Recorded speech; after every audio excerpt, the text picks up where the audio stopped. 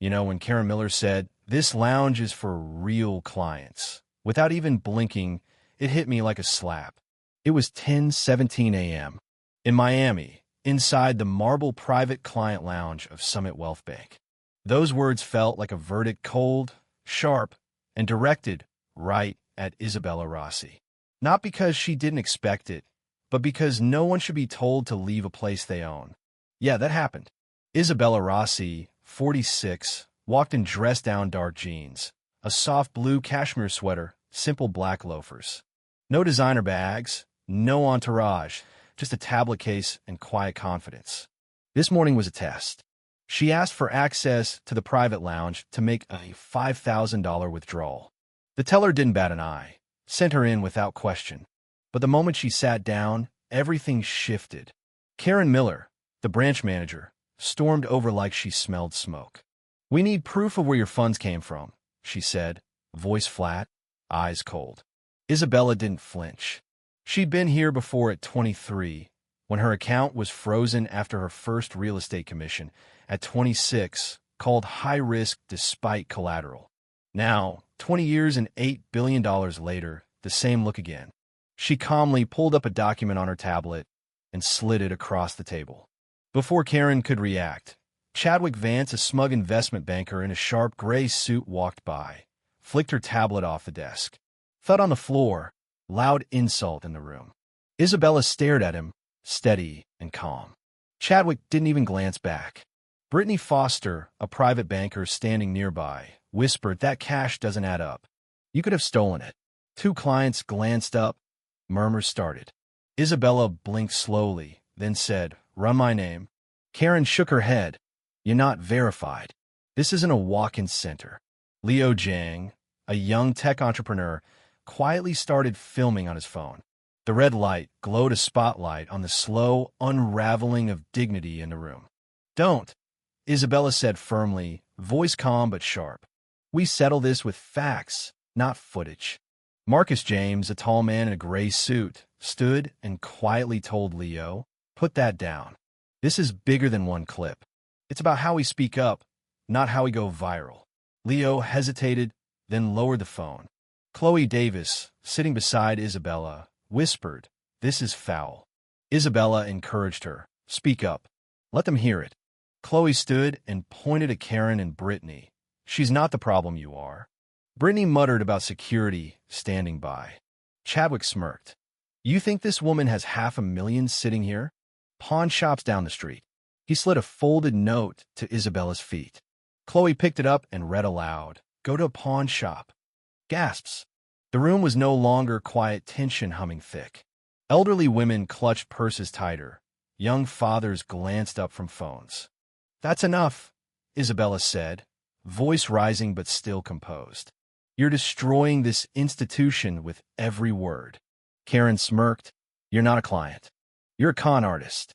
Go play rich somewhere else." Isabella took a breath, dialed her assistant, Anita Sharma. "Start Protocol 6. "It's ready, ma'am," Anita replied without missing a beat. "You'll regret this," Isabella said. "Not because I'll yell or post videos, but because you just told the wrong woman she doesn't belong in the bank she owns." Karen scoffed, "Delusions don't scare me." Leo raised his phone again. Marcus stepped in. "We do this the right way, no videos, no edits. We talk." Chadwick rolled his eyes. Security was called. Karen nodded at Brittany, who picked up the phone. "She's a fraud," Brittany said coldly, demanding $500,000 cash with no verification. Isabella didn't move, voice steady. "You just made a federal false report. Hope you're ready to explain that in court." Karen scoffed again. "We protect the institution, not imposters." She ordered assistant manager Stephen Webb, "Get her out now."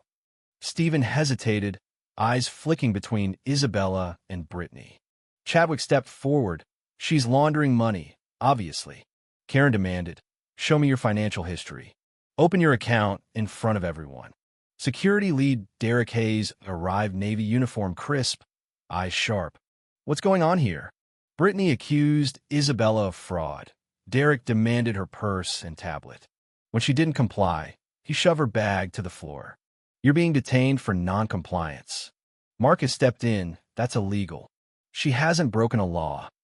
Chloe gripped her phone, but didn't record, whispering, "This is what happens even when you sit quietly." Isabella locked eyes with Derek, voice calm but firm. "Touch me again, and Summit Wealth will pay." Derek smirked. "You don't belong here." Those words hit deeper than any insult. Marcus moved between them. "Step back. She owns this place." Leo raised his phone higher. "This needs to be seen." Isabella's voice cracked. "Leo, don't. We need ears, not eyes." She faced Karen. "I've earned more than anyone here, including you. Instead of asking where my money came from, ask why you—" Anita's voice came through. "Protocol 6 fully active. Karen's employee record flagged. Chadwick's misconduct logged. One more incident, and he's suspended." Isabella nodded. "Let it run." Karen leaned in, growling, "You won't get away with this." Isabella answered, "You mean being black, wealthy, and patient? I've done it for 20 years. Stephen muttered, stepping away. Brittany gripped the phone tighter. Police dispatch was active. Client murmure, tension tickend. Stephen finally spoke up, voice low, "I need to say something." Karen and Brittany froze. Stephen admitted, "This is wrong." Karen gasped, "Don't you dare." Chadwick shouted, "You're turning on your team." Isabella stood tall, voice powerful. "I am Isabella Rossi, CEO of Summit Enterprises, owner of Summit Wealth Bank. Every second you've humiliated me has been recorded, logged, witnessed." The room fell silent. Then clapping started slow, then loud, raw. Marcus nodded quietly. "That's justice in real time."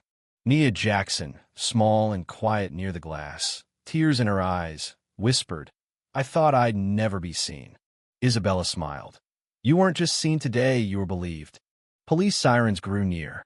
Karen muttered, "This was never supposed to happen." Stephen stood quietly. "It was always going to happen. We just didn't think we'd get caught." Derek moved to leave. Isabella raised a hand. "Stay. You need to hear what's next. Your name's on the file, too." Chloe whispered, "She's not just firing them, she's rewriting the rules." Anita's voice came in, "Compliance officers arriving. You have full authority to lead reform." Isabella smiled faintly. "Good. I've been ready for this day longer than they know."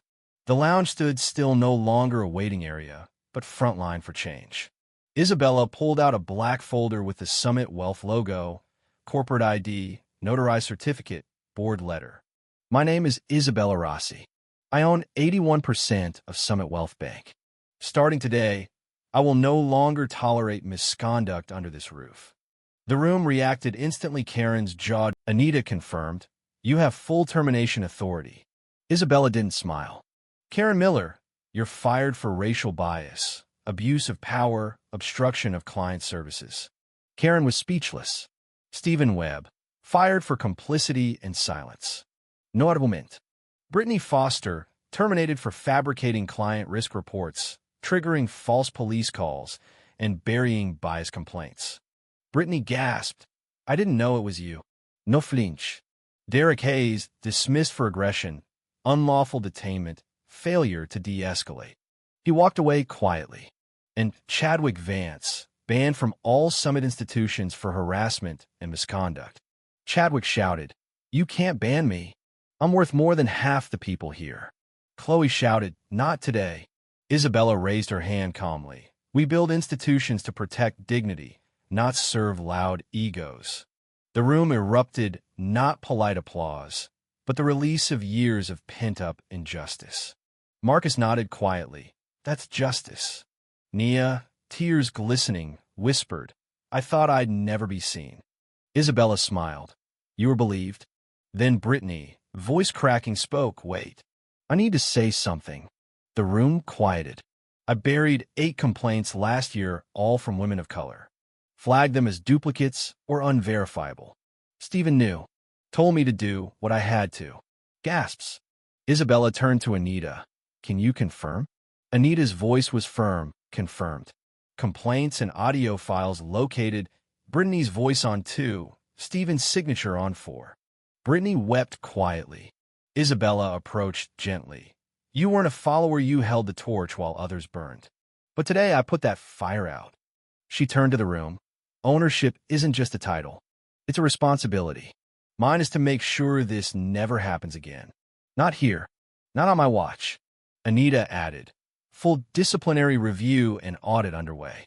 Isabella, the floor is yours. Isabella looked around clients, staff, officers, strangers turned allies. Let's begin. Because this bank no longer answers to people like Karen, it answers to those it was built to serve. She didn't wait for applause. This isn't just about what they did. It's about what we do now. Standing beside a cream leather chair, once a symbol of prestige, now just a seat, she said. Effective immediately, all branch operations are paused. No transactions, no meetings until we reset what this institution stands for. Clients nodded, some clapped. We're launching the Summit Equity Program today, right here, right now. Anita's voice came through. Ethics officers arriving within the hour. Corporate has signed off. Chloe asked, hopeful. What's a verbal audit? Isabella smiled. We don't just check numbers, we track words. What's said, what's left out, who's treated like a burden just for walking in. Marcus nodded. That changes everything. Leo whispered. That makes it human. Then Derek Hayes cleared his throat. Everyone turned. He looked tired, not angry. I need to say something. He admitted, I didn't just fail to stop what happened, I helped plan it. Silence. He explained how complaints were buried. The less we see, the less we write. Chloe's face darkened. That's profiling. Derek nodded. I knew it. I did it anyway. But watching you stand here, I realized I've never worked for someone I respected. Isabella didn't soften. You nearly got me arrested. Intimidate de client. Now you want grace. Derek shook his head. I want consequence. But I want you to know you gave me a job I'm proud of. Anita confirmed. Altered compliance reports located with Derek's name. Isabella said to the room. This is why we reform. Right here. Right now. Clients clapped, not relief, but readiness. Chloe stood. Let us help. Isabella nodded. We do it together. Starting with truth. The room cracked, open voices rising, culture changing. Isabella stood, tall, not triumphant, but clear. The lounge transformed from waiting room to front line of justice. The fired staff escorted away. Compliance officers reviewing reports. One handed Isabella provisional actions approved by the board. We begin here, she said. Her voice carried weight. Effective immediately, Summit Wealth mandates verbal conduct audits at all high-net-worth branches. No more hiding bias behind silence. Anita added. Chadwick Vance's accounts terminated. His firm under review. Isabella looked at the empty seat Chadwick left. He had influence, not character. Chloe asked, so what now? We build a system that prevents injustice, not just reacts to it. That's the legacy I want. Leo whispered. You exposed a mindset. Isabella smiled tiredly. We keep exposing it until it can't hide anymore. Then an elderly man spoke up. My name's Arthur Kensington. I trained Karen, Steve, and Brittany. We taught them to prioritize appearance, client quality, suitability. Not race or class. But rejection happened anyway. I am ashamed. He stepped forward. Watching you dismantle this with your voice made me realize I had mine.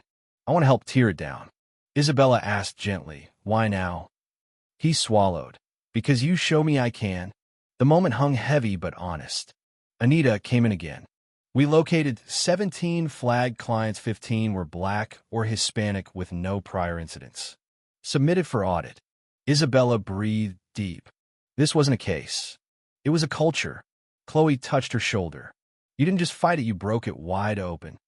Nia, phone pressed to chest, whispered, I came to start a business. You gave me a future too. Isabella smiled. You will. In a bank that sees you. She looked around. The walls that held prejudice. The faces now holding understanding. And spoke beyond the lounge. Let this be the last time silence walks away stronger than truth. Justice doesn't come from hashtags. It comes from who we choose to be when no one's filming. I didn't raise my voice. I didn't slam my hand. I stood still and spoke clearly. If I can do that here, so can you. As she turned to lead the team inside, Anita's final words echoed. Summit Wealth will never be the same. And that's exactly the point. If you've ever been doubted, dismissed, or denied, share this story. Stand up. Your voice matters. Justice begins with truth. What would you do if you were Isabella? Stay silent?